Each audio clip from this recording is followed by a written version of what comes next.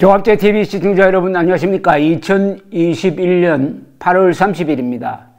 카불 공항에서 철수 시한이 하루 앞으로 다가왔습니다. 8월 31일. 그런데 몇 시간 전에 미국이 이 폭발물을 실은 것으로 보이는 차량을 카불 시내에서 포착을 해가지고 드론으로 폭격을 했습니다. 2차 폭파가 있었다고 합니다. 이것은 싣고 있던 것이 폭약이었음을 증명하는 것이라고 미국 중부 지역 사령부 대변인이 발표했습니다. 민간인 사상자가 있느냐에 대해서는 아직 확인할 수 없다고 했습니다. 이 공격은 바이든 대통령이 카불에 대한 테러가 임박했다는 경고가 있은 직후에 일어났습니다. 미국 측은 이것은 자위적 공격이었다라고 했습니다.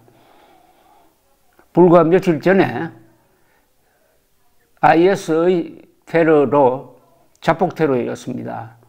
13명의 미군, 그 중에 11명이 미 해병대원이었습니다.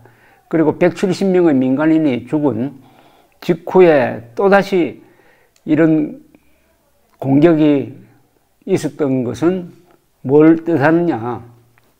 지금 우려하는 대로 아프간이 탈레반 세상이 되고 이걸 본 용기 백배한 이 이슬람 테러 조직이 아프간으로 몰려들 것이다.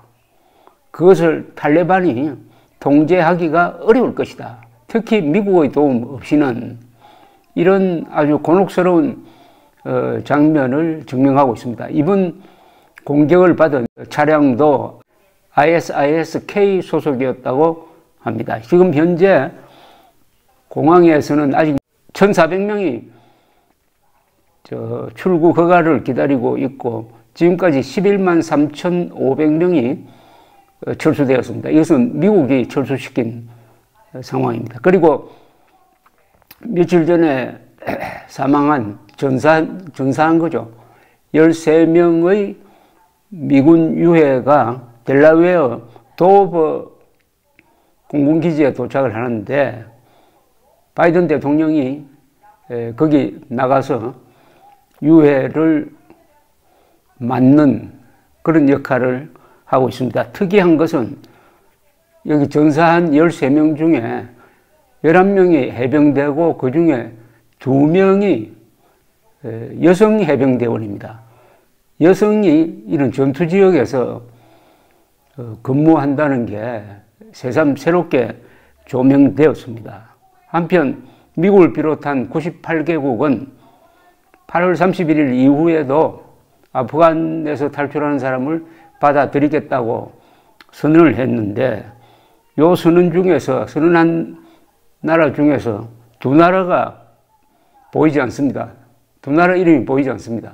UN 안전보장이사회 상임이사국인 러시아와 중국이 빠져버렸습니다.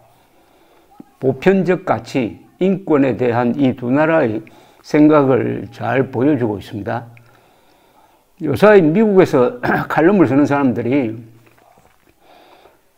가끔 한국을 소환합니다.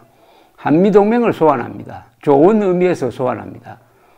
아프간의 실패 사례 그리고 바이든의 철군 정책이 잘못되었다는 것을 증명하기 위해서 한국의 예를 이야기하는데 제가 쭉 읽어보니까 뉴욕타임스의 브래트 스티븐슨 칼럼니스트 그리고 워싱턴 포스트의 조지 F. 윌 칼럼니스트 그 다음에 오늘 월스트리트 저널의 폴 월포비치 전 국방부 차관이 기고한 글, 이 제목은 영원한 전쟁은 끝나지 않았다라는 제목이었습니다.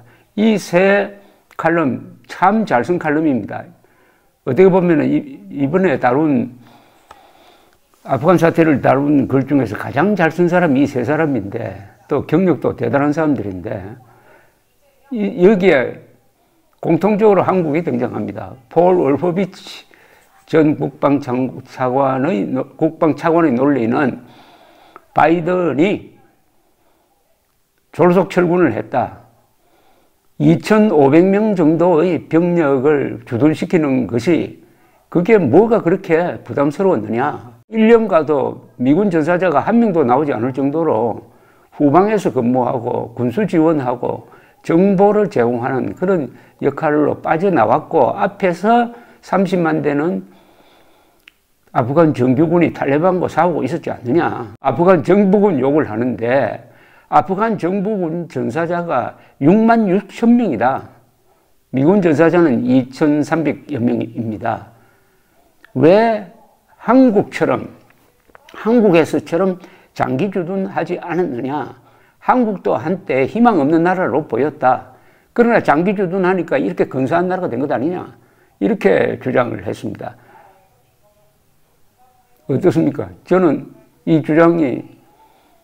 주장을 듣고 기분이 좋습니다.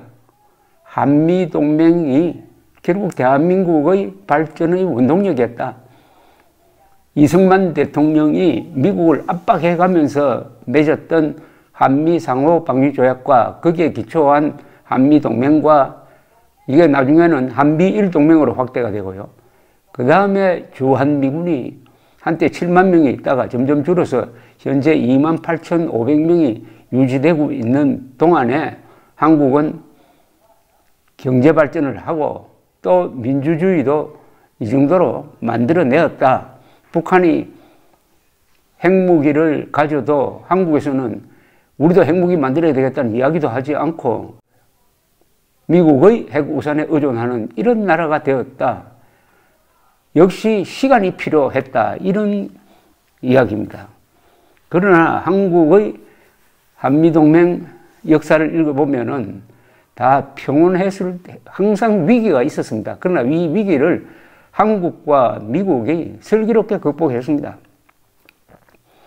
이승만 대통령이 1960년에 4.19로 물러나고 그 다음에 1961년에 박정희 소장이 이끄는 군대가 주한미군을 완전히 무시해버리고 쿠데타라서 집권을 했을 때도 위기가 왔고, 그 다음에 1979년 12.12 사건으로 집권한 전두환 정권도 당시에 주한미군 사령관 위컴과 갈등을 겪었고, 그 다음에 1987년 한국에서 민주화 시위가 일어났을 때 레이건 대통령이 민주화를 촉구하는 압력을 전두환 당시 대통령에게 행사했고, 그리고 그 사이 1977년 무렵에는 카터가 철군을 시도를 하다가 미국 내부 그리고 한국의 반발로 무산되었고, 미군 주둔비를 두고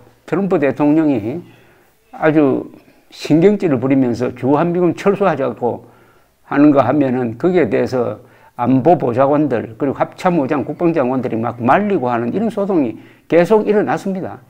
앞으로도 문제가 많이 있을 것입니다. 지금 진행 중인 연합사령관에 부여된 전시작전권을 전환시킨다는 말은 미군은 미군대로, 한국군은 한국군대로 이 작전지휘권을 이원화한다는 이야기인데 이게 참 위험한 거죠. 이것도 다 한미동맹에 대한 일종의 도전인데 이걸 잘 앞으로도 해결해 나가야 이게 더 오래 계속될 수가 있습니다. 통일 이후에도 주한미군이 있는 게 좋습니다. 다만 전제가 주한미군이 있더라도 우리는 자주국방 의지를 놓치면은 안 되는 것입니다. 새삼 이승만 대통령이 나가려고 하는 미군을 붙들어 둔 게 그때 이승만 대통령이 예언했습니다. 우리의 생명선을 만들었다. 바로 그 생명선이 나중에는 발전선이 되고 민주주의를 낳고 하는 어마어마한 생산력을 가져왔다. 그 이유는 이겁니다. 한미동맹이 군사동맹일 뿐만 아니라 자유동맹이기 때문입니다. 자유동맹. 자유라는 가치를 공유하는 동맹이었으므로 이렇게 오래 계속 시간을 벌면서 대한민국이 발전할 수 있었는데 이것은 공짜가 아니었습니다. 여기에 많은 노력이 들어갔습니다. 내년 3월 9일에 문재인 계열이 다시 집권한다면은 그때부터는 한미동맹은 아마 상당히 어려운 국면을 맞게 될 것입니다. 감사합니다.